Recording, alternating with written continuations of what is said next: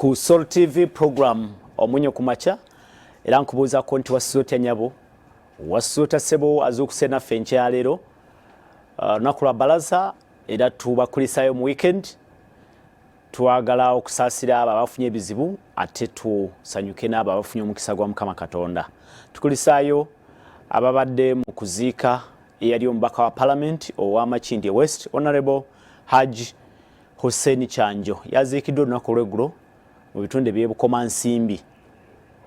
Era tutwala omukisa guno okusaasira abafamile ya Haji Hussein Chanjo, tusaasire ekibiina kye ekya Justice Forum n'eggwanga lyonna Uganda okufiirwa okuviirwako omukulembeze ayogeddwako nga omusajja abadde ayimirira nnyo ku mazima, omusajja oba omukulembeze eyayamba abakulembeze abalala oboolyawo okutegeera ebyobufuzi. Mu mbeera y'emu tusaasidde nnyo bannayuganda mwenna abafunye ebizibu eby'enjawulo. Kaseera kakubaganya birowoozo, tusaba Mukama asaasire omugenzi. Kubaganya ebirowoozo kubigenda mu maaso mu kiseera kino kyennyini, bingi ebiri mu kisawe ky'ebyobufuzi kiri mu kibiina kya Forum for Democratic Change FDC, kiri wakati w'ekibiina kya NRM ne Democratic Party, embaga yabadde mu bitunde by'eggulu, ebbaluwa eyawandiikiddwa His Excellency the President ng'ayaniriza Honorable Mao mu NRM, President Museveni ng'agamba nti eggwanga Uganda lisigadde nnyo emabega emyaka n'ebisiibo olwa enjawukana eziri mu byobufuzi, enjawukana eziri mu oba ezitambula ku ku nzikiriza, n'agamba nti olewo ke kaseera bannayuganda begatte batunulire butya batusobola okukulaakulanya eggwanga lyaffe Uganda.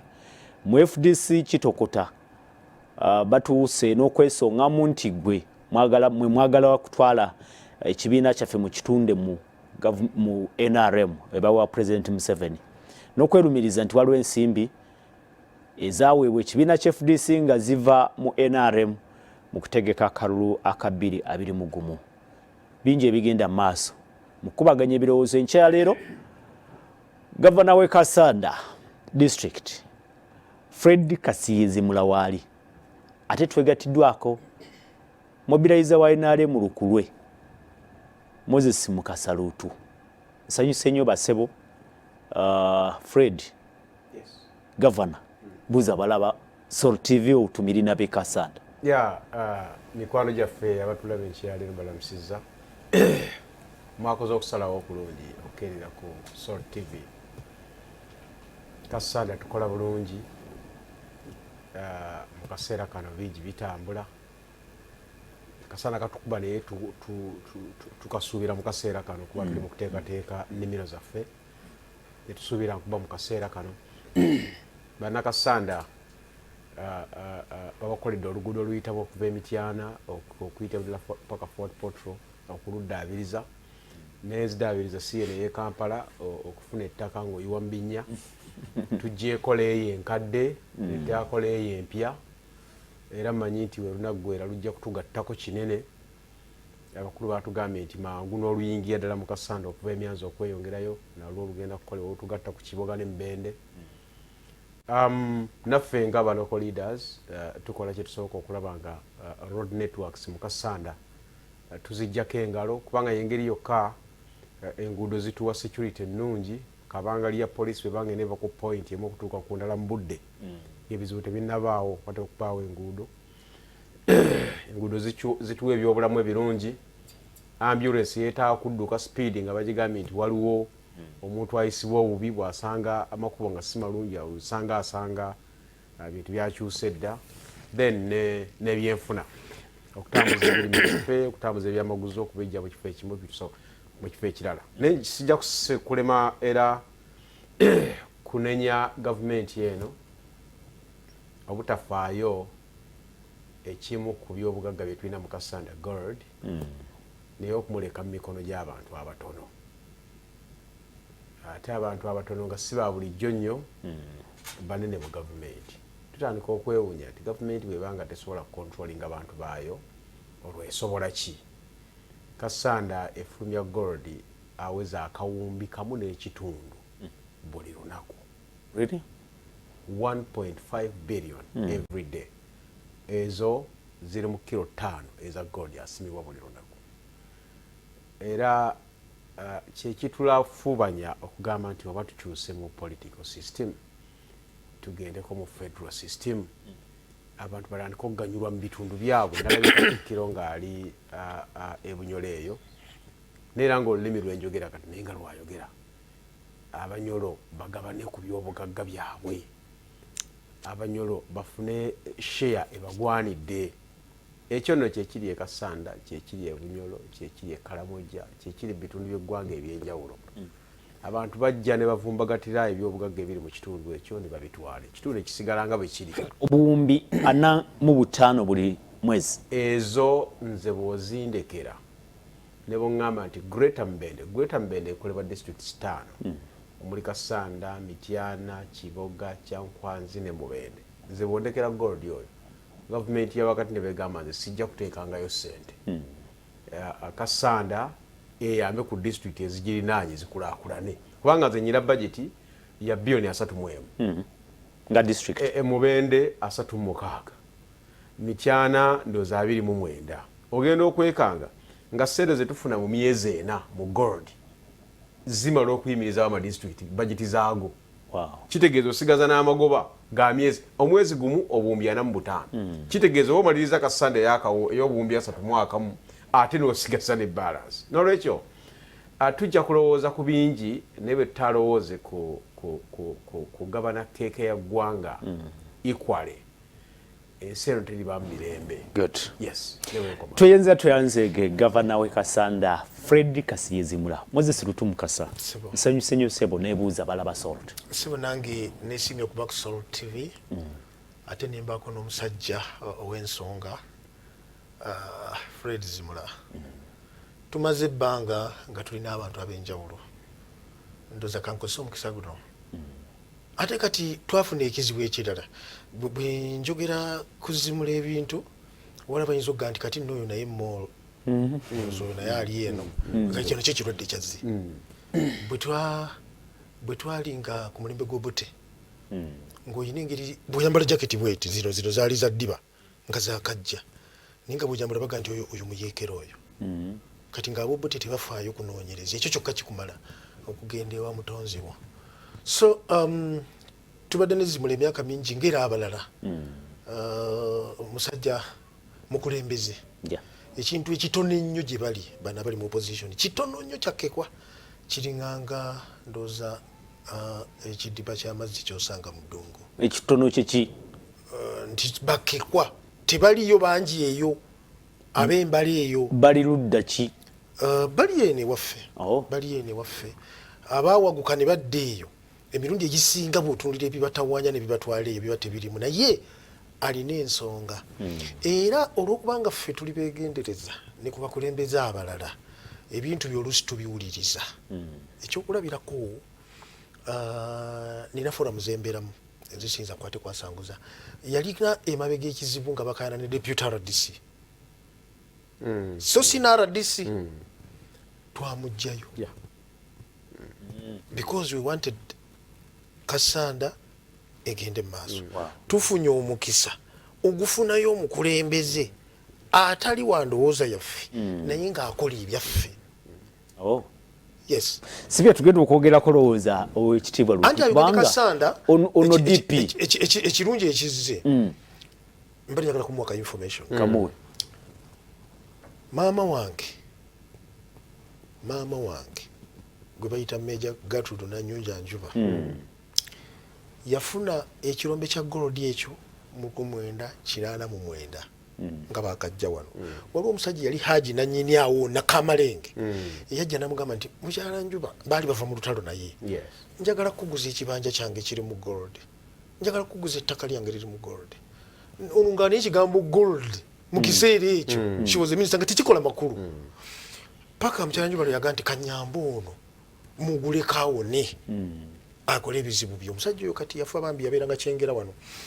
Bwe yafuna ekintu ekyo mu 1989 n'asirika nakyo paka omulala yajja namuga nti awo wooguzaawo waliwo gold Mukyala banagenda Entebbe ab'Entebbe ne bajja ne bakonfaminga nti wansawo waliwo ki gold zaabu naye nga Uganda terina tteeka likola ku bya gold President Museveni n'alwana ne cabinet ne gavumenti ye bakole etteeka erirungamya minerals ekyo ne kitwala ebbanga kakati njagala kulaga obuzibu buno mwami Zimula obutegeere kubanga gwe oli governor sebo kino kiyamba Mukyala Njuba bwe bamuwa memorandum of understanding license agenda afuna abajja okuyikuula gold n'afuna company bagiyitanga Anglo American company ne bakola naye endagaano ng'egamba nti agenda kubawa gold bagenda kusima gold for 15 years bwe bajja ne balaba gold nga gyali nga tebalina equipment ng'oluguudo olwo mu biseera byo gavana wa Mubende yali Kasirye Eggwanga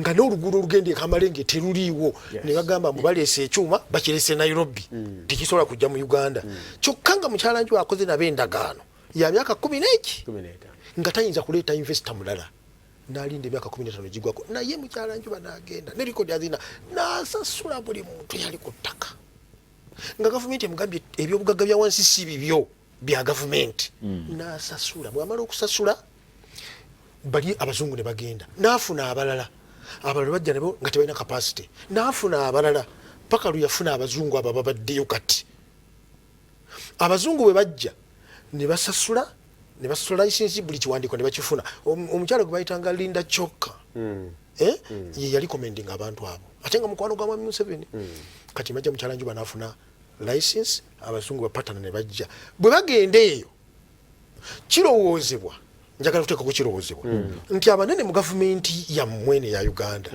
ne bakwata abantu ne balumba ekirombo aba bulijjo poliisi ya Uganda negenda ba protectinga Mukyala Njuba n'aba nga abasajja b'abazungu tebasima ne bamussa omukono mu bulago tukusasudde ate bantukiriza kusima gold for 5 years n'anoonya kayihura n'amwekweka n'anoonya omugenzi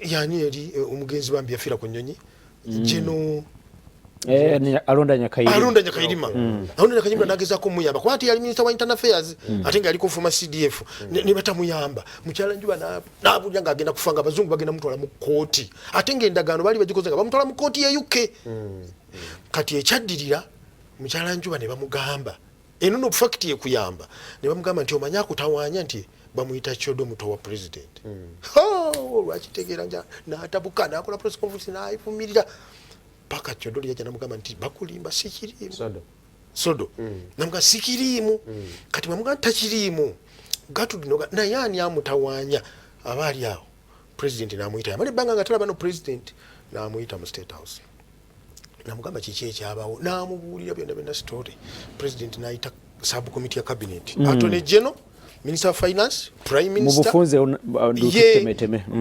Prime Minister n'ayita n'omukyala Engineer Irene Mulroney bwe batuuka mu State House n'abagamba lwaki bano tebasima gold tebasasula nti basasula lwaki tebasima etteeka nga ligamba contract bwe expiring eyo license bwe baba baddamu okuwa bakuwa halfway 50% kati nga baga nti kale katuwe 50% abazungu bagamba mutu wa 50 wali twasima twabasasula byonna twasima mu bufunze Mwami Ruutu abasabotaginga gold oyo wetwogerera wano ekiri ekasanda kyotomanyi Mukyala Njuba n'agamba nti ezo ze mutusazeeko ne muzijja ku bazungu tuziwa abantu ba bulijjo abo bonna ba MP beeyo baali bakimanyi naye nga baliiramu bali abaali basima n'obukono kati ekiri ekasanda gold oyo halfway investment y'abantu ba bulijjo era etteeka lya Uganda president n'agamba artisanal miners n'agamba temuddamu kuwa muntu yenna mugwira license era gwe Zimula ng'oli muna Uganda gw'ofuna license n'oleeta partner n'akusimira n'ofuna share nga gwe tolina byuma etteeka ekyo eyo directive ya president eri amwogerera gold oyo w'Abana Uganda kikyogambye nti abanene bamwekomeza si kituufu tweyanza nnyo Mwami Ruutu discussion eyo tugenda kujongera okugyetegereza kagambo kamuko kakubanga akati Mwami Ruutu kyayogera kyekituufu naye kati omuzannyo gwakyuka in fact compensation etteeka teritugamba compensatinga muntu ayina kibanja oba ttaka wali ebyobugagga limugamba kugabana royalties ebivaayo wetaaga kumpa milioni 2 nveewo wetaaga kutandika kusima ekyo kati gatugabana kati gwe muzannyo ekyokubiri abantu balina emizannyo 3 gyokka omuzannyo ogusooka gwe gw'okufuna license ya exploration okunoonyereza oba waliwo gold naye ng'amazima amatuufu ali mu kusima tafuna ya mining bagaba nafuna ya mining babeera mu kusima naye nga bakyanoonyereza bagaba bakyanoonyereza tebanamulaba emyaka 3 ekya exploration obusibu ono nja kumutwala wa Mukyalanjuba kubanga Mukyalanjuba license agirina kulwa abantu abali ku ground kulaba kirala omubulire ekirala kubanga izo kota bimanyi neye Mukyalanjuba ndoza nange nabirabako mu parliament ayina company ina license bwe tugeze twogerako ne batandika okukwatangayo milioni emu abiri nga bagiteeka ku account ya district nti kyetufunayo royalties kati omuzannyo ogwokubiri gwe ogw'okulangirira okudeclaringa less osimye kilo 2 sembayo nga tugenda ye state waliwo tasobola kwogerera ku mpewo wano ng'abakulembeze tumanyi channels gye tuteekwa bitwala naye ye state yennyini okukiyingiramu state otegeeza zimula luutu betulowooza nti be banene bakiri mu muli ate be bali mu gold wakati nete bakigenda mu state omu ku baali bakikola ekyo yali minister of state for oyo omukyala Beni Namugwanyi oyo kakati ubo muyita state ng'agenzeyo ng'omuntu kakati ekibayisa state juzi na Lionel chairman wa district ya political head wa district nga twagala okulaba emirimu bwe gitambula ate mu mateeka tebaagaana minister abatulaba ku Soul TV ensonga eno tugiwaddeko ku budde olw'okuba nti nsonga nkulu wano mu Uganda tunoonya n'ensimbi olwaleero ez'okulondesa ku ba LC1 LC2 tugamba nti teziriiwo naye ng'ensimbi abamu bagamba nti eggwanga lino gagga lirina ensimbi naye ng'ensimbi ezo ziriku abatonotono abaziganyirwamu ebyobugagga byaffe ng'eggwanga tulina bingi singa tubikozesa obulungi obuliwo tetwandibadde nga tulina n'ebizibu bino bye tulina so ensonga ya gold ate sikasandawo kanze ndowooza kalamojja bavestinga kilo 15 buli lunaku nze ndi ku 5 naye munzikirize producer wange aŋŋamba nti omulamwa tetuteekwa guvaako kuba abalabi baffe twabasuubiza nti entalo eziri mu bibiina by'ebyobufuzi olwaleero ze tugenda okwogerako abatuwuliza n'abatulaba ababaagala oboolyawo mwabamanyi ensonga mutemeteme bategeere kuba kati waliwo omuwagizi w'ekibiina ekya National Platform Democratic Party uno waali nowa NRM atabitegeera bino alaba muline mawe gulu mwami Ruutu nenaga nti naye fa abali mu kibiina bakoleredde kibiina ebbanga ddene mutandise okusembeza bano ffe ne mutatulowoozaako okitegeera nammwe wamwe muli waliwo abatabitegeera ebyo bigenda mu maaso waliwo abali mu FDC olwaleero nga muli mu mutima akaabagamba nti ekibiina kyaffe lazima bwe batuuka abakulu owekitiibwa Nandana Mafaabi yeegase ne president Muriati ne batandika okulwanagana baggwangana mu bulago ne Honorable Ssemujjunganda abaddewo abayireddewo ekibiina n'owekitiibwa Elias Lukwago naye empozi ye akakola naye nga tebabitegeera baagala mubawe endowooza zammwe mubeere engeri gye mulungamyamu ebigenda mu maaso mu kiseera kino kyennyini nja kukuwa eddakiika 5 owekitiibwa Fred Kasigizimula olaba ki mu biina by'ebyobufuzi bino kuba zijjukira mu ntandikwa omwami Yuta ajja kinyonyola bawanga afunye ekkadde nga tugenda mu nkola ebibiina by'obufuzi 24-25 nga abamu bagamba nti nedda tetwandigenze mu bintu bino bijja tukola ki bijja tuleetera obuzibu tujja kutandika okwerumaaluma tujja kutandika kwerya ng'ensenene naye ate ogenda okulaba nga ekiringa mu FDC kumpi kyeyo kyennyini President Museveni mu bbaluwa gye yawandiise ne mu bigenda maaso mu kibiina kya DP ne NRM ne UPC nze ndaba balinga abatandise okujjawo ekintu ekyo eky'ebibiina by'ebifuzi ebingi baddeyo oba mu movement oba simanyi dakiika 5 ndowooza mu definitions ennyingi ezidefininga what is politics It's in science to manage society. Yeah. You know, it's exchange of ideas. You know, a definition is imperative. Tutwale serious kyetugamba nti politics is science to manage society. To overcome challenges of the country. Hakati si buli muntu tasobola okubeera scientific. You can declare yourself being a politician when you are not a scientific. Oteekwa okumanya gy'ovudde, w'otuuse ne gy'olaga okuyimirira obulungi mu ngatto za politician okusobola okwapplyinga science oyo bwetuba nga tuli bakumuyita science nga political science wakikola. Now olwaleero bino byolaba mu parties ez'enjawulo bwe biba tebiriiwo luteekwa okwewuunya. Bwe bibaawo tumanya nti tutambula. Really? Yes. Bw'obanga oli wakutwala serious kiri nti it's an exchange of ideas. Abantu babeera basazeewo okusirika busirisi ddi lwe banachanging ideas. When challenge ziringa nga 3 zokka nze zentunuulira. Challenge number 1 eka Sunday eri tuyina omu ku bakozi baffe gwe tuyita CDO, Community Development Office. Omulimu gwe gwakumaakuma bantu baffe wansi okuganyulwa mu programs ez'enjawulo nga bakola ebibiina. Naye kati kye bakola ennaku zino obanguzi oba kiki kitegeera bakola constitution yaabwe ey'ekibiina ne bagamba nti no Apollo Development Group nakola warding tunakolanga bino meetings ibiki nga constitution wefaanana. Akati wansi eri n'ateekayo list y'abamemba ba group eyo yenkola ennungi.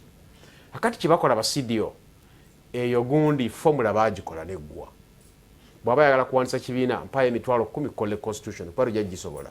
Kati najjako page esooka ey'amanya n'ateekako agago, najjako page esembayo ey'abamemba n'ateekako ababo. Constitution yewedde. Ntandise okulowooza nti yenkola n'ebibiina by'obufuzi neetaaga okwetegereza etteeka lino nteekawo ebibiina by'obufuzi Political Organizations and Organizations Act.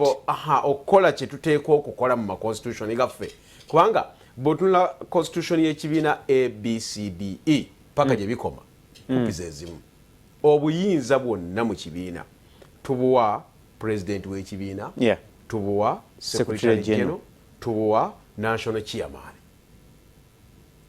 Tukwatagana abo abasatu bwe batuula ku Sort TV pate eba weetudde bwe bagamba nti tugenze Malawi pate eba yagenze Malawi. Mu byobufuzi ebyo bibeera babiyita briefcase organizations. Nga tonaba kugiyita briefcase organization by individuals obuyinza bwe babawa mu constitution muli simanyi lwaki tezikyuka kubanga almost buli pate bwefaanana.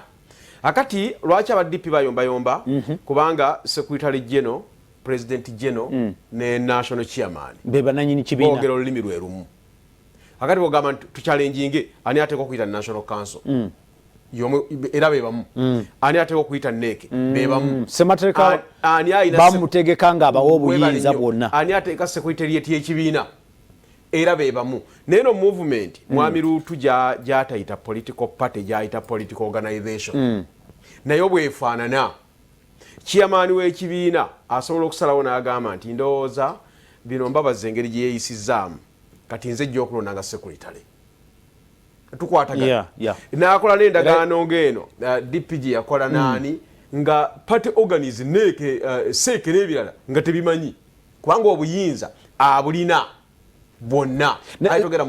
Byonna ebyo structures nga bazimbye structures ekibiina kya ati nkugamba or structures ziriwa bw'otunula constitution ya DP ewa president general obuyinza okukola n'ategeeza do and inform.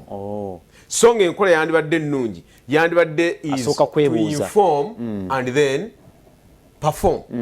Ndozo kiraba akati ekyo kyosanga mu FDC olwaleero olw'okuba president general w'ekibiina ne secretary general ye chairman w'ekibiina national chairman ali mu kakubo wakati kumpi tagwayo nnyo n'eri tagwayo nnyo.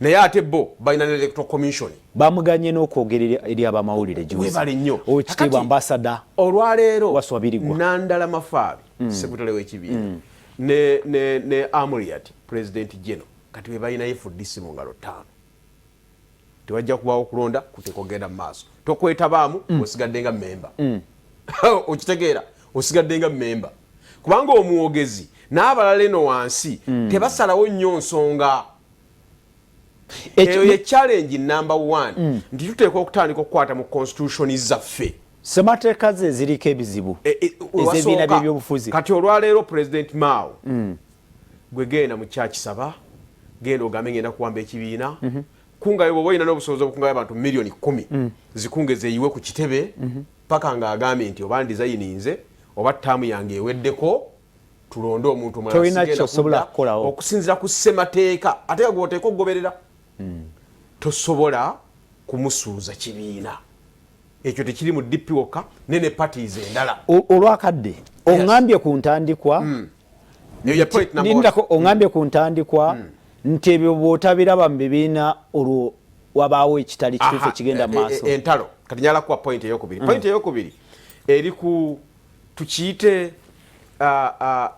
genuine sources of funding bituuka ku bya ssente tukweringa sources of funding tukweringa accountability mutwalane kya transparency kubanga political parties zonna obanga onookwata obuyinza bw'eggwanga totunda nteezo toteekwa kutunda kibanja kyo ne Mwami Museveni okuwamba obuyinza bw'eggwanga mu myaka gya 86 tatundanga nteeze era ssente ezisinga yazijjanga mu gavumenti era abantu yaboogerako n'agamba nti zimula yatuyamba nnyo naye nga yalinga mu gavumenti eri n'abalala akati gwe bw'obanga toyagala ssente zivewe zivudde wonna ku facilitatinga project yo olwo okweringa accountability nti bazijjayo ne bazirya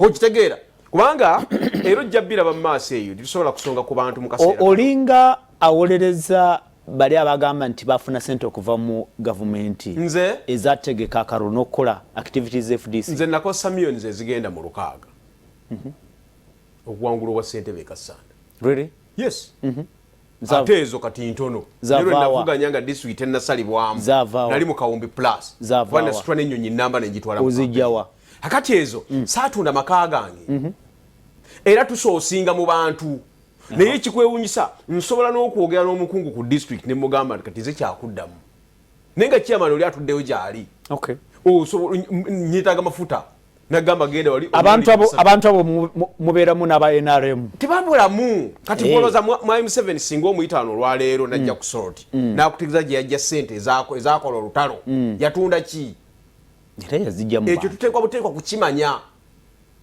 nti ssente abali mu gavumenti opposition esinga okubeera serious mu ggwanga muno CDP FDC NOP yeyo eri within the ruling party really yes ekitegeeza kino kati gwe kyolaba leka tukijeyo bulungi owekitiibwa Fred Kasigezimula abagamba nti aba opposition bakozesa oba bafuna ssente kuva mu gavumenti bakyamu ababanenya aba opposition okufuna ssente okuva mu gavumenti bakyamu no gavumenti zitaba kuba mu gavumenti kuba kye tuyita gavumenti si Mwami Museveni kutunda nti okuva mu NRM sente y'omuwi w'omusolo okuva mu NRM kati definitely sente ya muwi wa musolo akati bano kweri gye balina kubanga teri atajjaayo era bazijjayo kati challenge gye balina ya accountability lwaki ozijjayo n'oteeka mu nsawo yo awo wandibadde ebibuuzo kubanga onoozijjawo ezinaraninga pate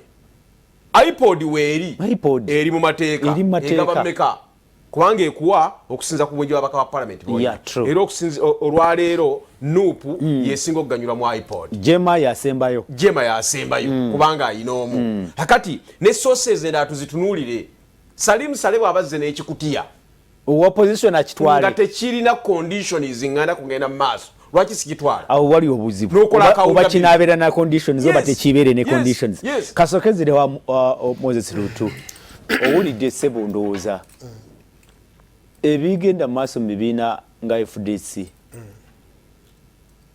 bitwala eggwanga lino mu maaso oba bituza amabega? Okusooka bitwala mu maaso. Really? Yes. Kubanga ebitaabeewo bino tetujja kubiyitamu kugenda mu bituufu. Okugenda mu biteredde katuyite mu bino. Ebizibu ebiriwo mu byobufuzi bwa Uganda biri bibiri.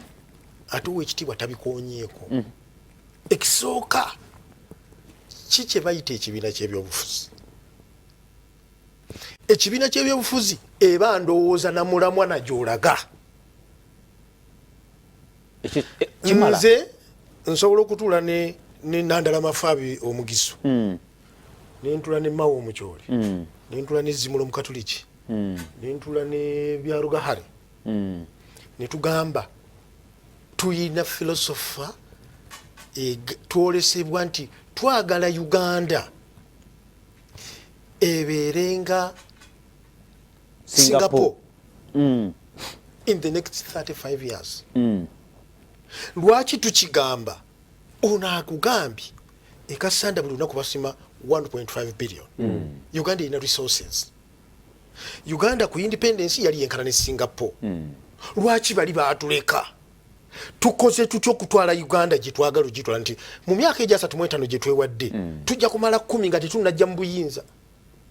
How do we get power? Tujja bikola nga tumaze genda mu power. How do we get power? Bwe mumala okukiraba ne mukola kye bayita strategy, ne mukola ideology, ebirowoozo nti ffe tugenda kuba nani confrontation, tetugenda kulwana nga bano abagenda eruweero nti ebintu byaffe tubibuulira abantu. Mu myaka 5 tubeere nga tuli kurutiza abantu miliyoni 1 nga bo bategedde kye tugoberera n'ekiruubirira kyaffe nga bakikoze eki bakitegeera nga bakifunye bulungi. Abo be bali baba founding members b'ekibiina kyaffe.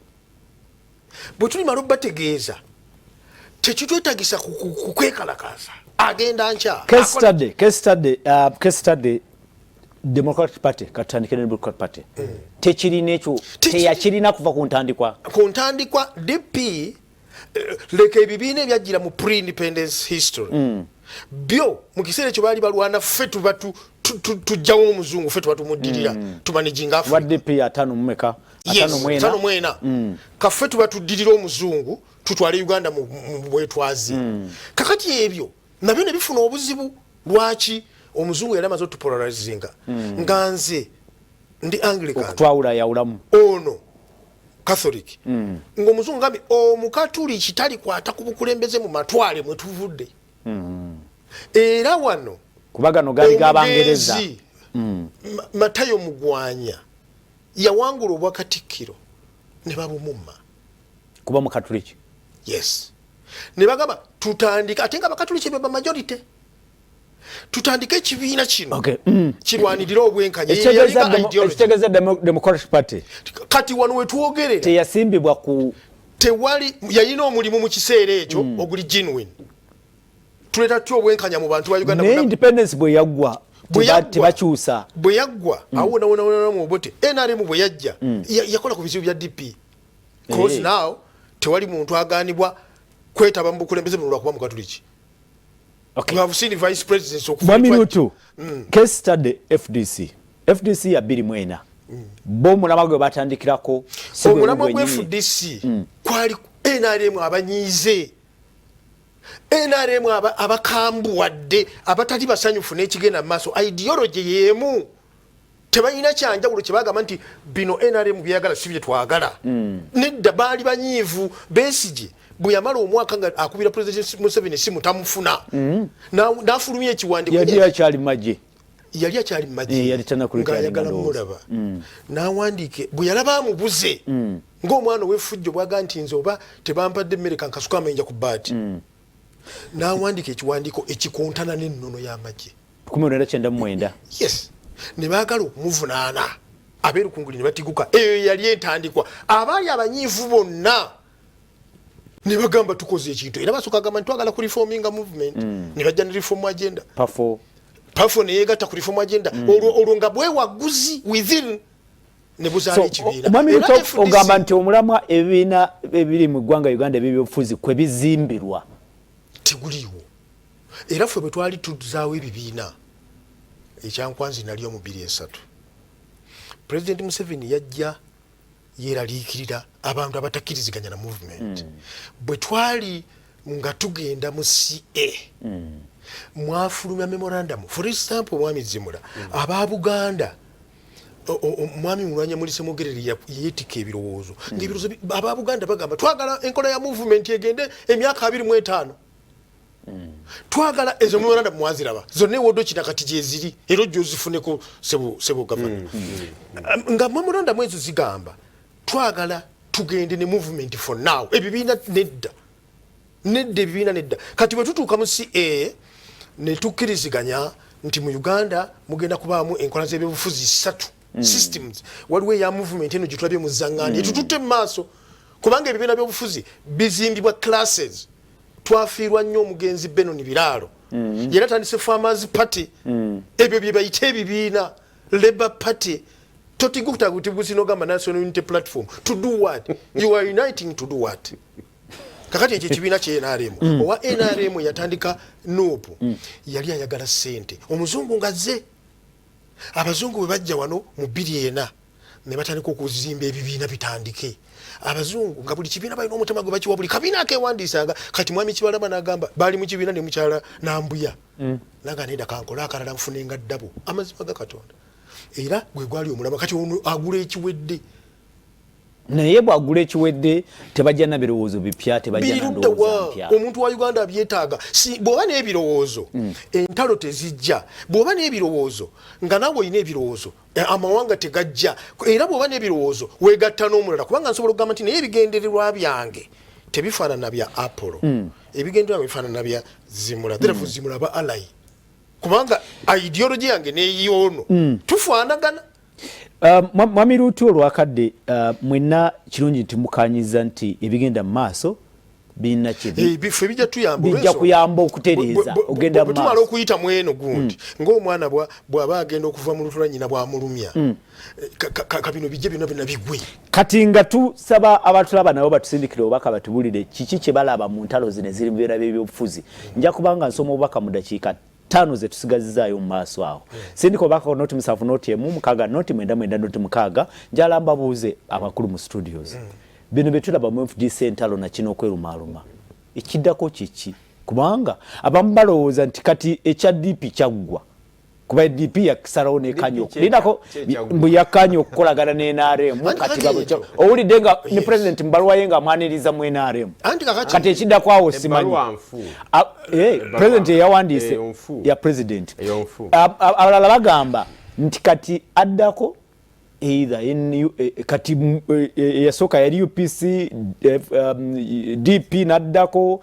kati FDC mbu naye agenze kati abasigaddeyo ndowooza mubategeera nti nabo bebabaddako kati nze kyendowooza abantu balina kwetereza bwetereza kanzijewo kiri ekyabbaluwanfu mwami Mao okusinza ku agreement gye tulinako ne kopi fe abamu abaafuna omukisa ogifuna ebbaluwa eyogera ku cooperation agreement enkolagana eyina n'obudde 4 years nawulidde ng'agamba nti eggwako mu 26 ayogera lunye nti ye president w'ekibiina era wa DP akati eyo ebbaluwa eri political eri malicious tukwatagana then FDC balina obumanya bateekwa kwetereza kumanya nti constitution yaffe y'ekibiina egamba ki bwe tugamba nti budde bwa kulonda ani asembayo ku kino nti electoral commission mugireke ekola omulimu gwayo tukwatagana nyinza okuba ne interest nga nze njagala kubeera kino mu kibiina manye bwe nkifuna nga nkozesa constitution y'ekibiina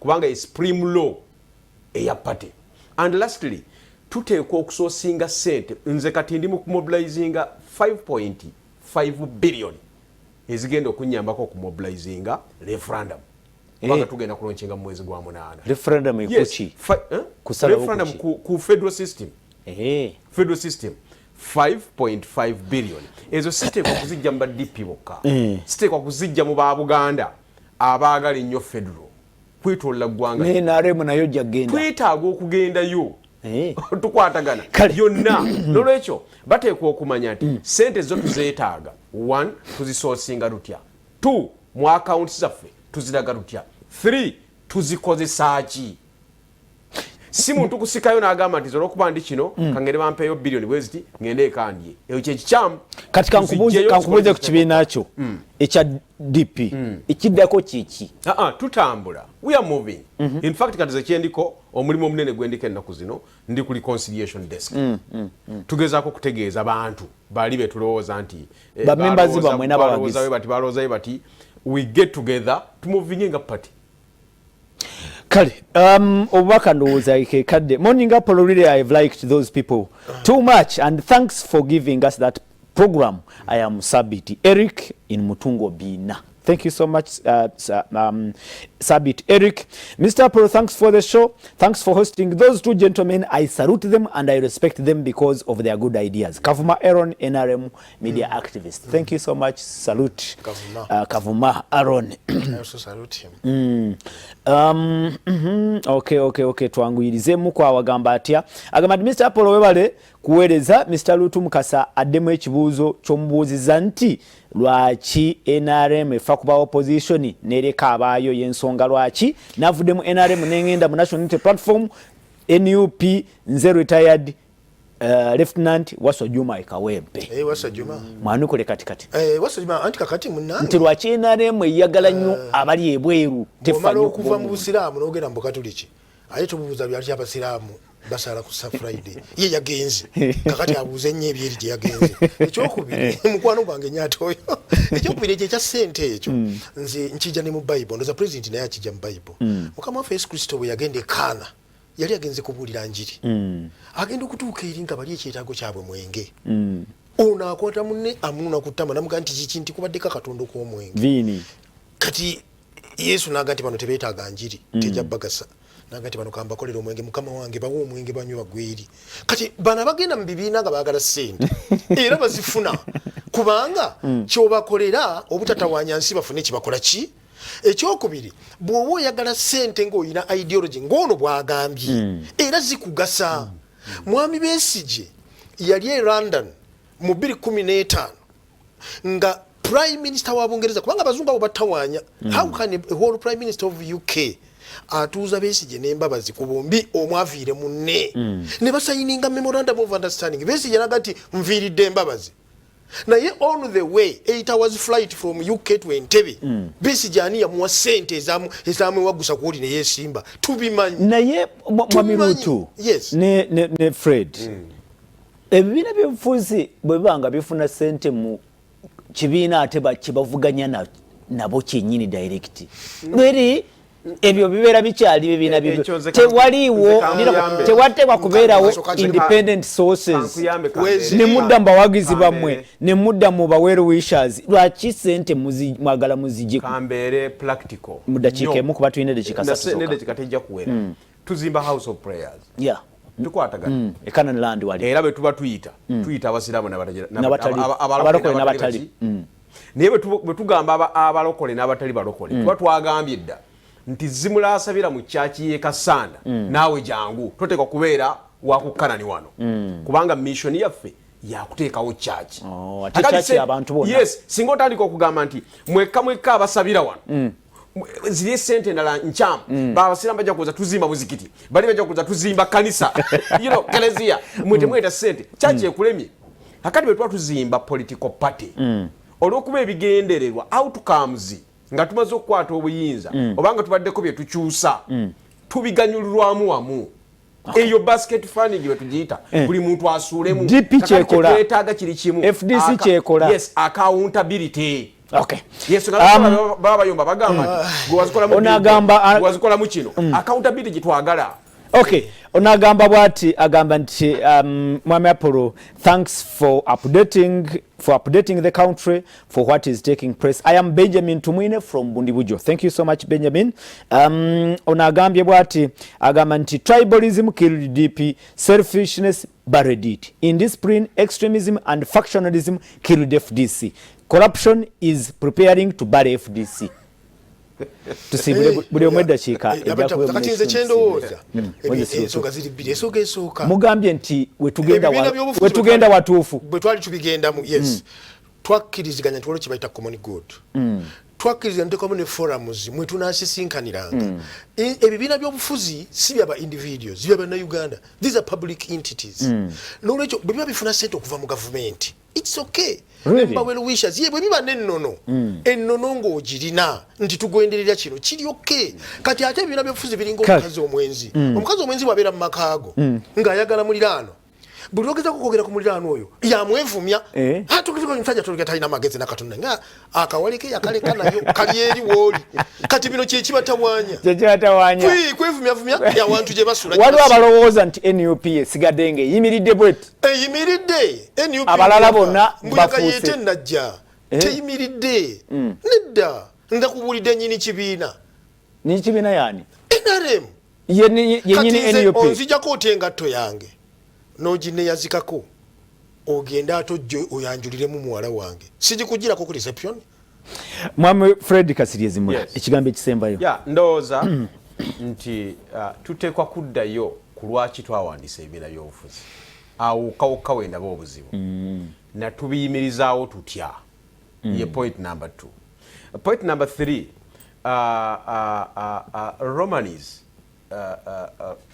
13:1 bakubiriza okuwa abakulembeze ebitiibwa akati bwe tuba nga tukubiriza gundi atali mukulembeze awe abakulembeze ekitiibwa ate gwe mukulembeze ku mukulembeze munno si buli kintu kya media kubanga damage ziba nnene ng'ogeze mu media tuyige n'engeri gye tumanaginga mu issues zaffe internally okugonjoola ensonga zaffe mu kisenge yes gwolowooza waliwo atalina bizibu netutuula wansi netumanya nti kino tukihandolinga tutya kubanga kati yo public kyefuna FDC basazeewo beyulize mu public yes public kyefuna gwe okuddamu n'otreatinga damages ezo nalabye bafulumiza olukalala Ssemujunganda ensimbi z'abadde afuna biki byonna kati awo olwo lutalo towetta publicly ebyo birungi kubanga amazima ga Katonda mu ggulu ffe twebaza Katonda tetunoonyezangako omukulembeze mu bafu bayibuli bwe tugaa nti lwaki munoonyeza omukulembeze mu bafu omulamu mu bafu lwaki munoonyeza omulamu mu bafu anjira kyekyo kubanga ffe pulezidenti yatugamba bwe twali ekyankwazi mu 2003 nga tuzza ebibiina nti bino bigenda kolapusinga kubanga ebyo byonna byolaba okudda munda muteese muba mulina omulamwa ng'osobola ogamba zimula twali tulaga eno lwaki owese eno naye kati mwaba talina gye mulaga omuntu akeera n'anaaba n'ayambala neyesiiga ebizigo n'adda ku luguudo nga talina gy'alaga atambulako ebigere bisatu n'atula eno ayina gy'alaga nze kamalirize na aba alabayo kamalirize na kano ffe abali mu bizinesi osobola okuba ne sitooko nga nnene naye n'ofeiringa ogimaketinga ate n'okaaba obwavu sitooko ng'ogiyina kati bannayuganda ebitundu 99 ku buli 100 ba opposition kati beetaaga ekintu kimu kye tuyita opposition leader okitegeera buli muntu aopposinga embeera embi eri mu ggwanga akati abaliidinga abantu okuvuunuka bino be bataliiwo kale ndowooza atulaba ku Soul TV tweyanze nnyo tweyanze gwe lwakadde n'okuba nti mutusindikidwa bakadde. This is Sembus Ivan from Karere agamba nti the following may be reasons why we see conflicts within the FDC party: position posts, disrespect, hypocrisy, selfishness, party head, regional imbalance, diversions, seeing the next elections. Ntekwa kwebaza mwe abadde ku Soul TV nebaze mobilize wa NRM omututumufu Moses Lutumukasa neyanze Fred Kasirye Zimula ye governor we Kasanda nawe nkwebaza abasindisi obaka mwena tubebaza akadde kafe kaweddeko tugenda byemizanyo aberi kitaka oba Jeffrey Mugerwa bajja kubanga bakutwala mu byemizanyo bagalizo nako olungi katufe katubitunulire tujja komawo era twongere okubikutuusaako.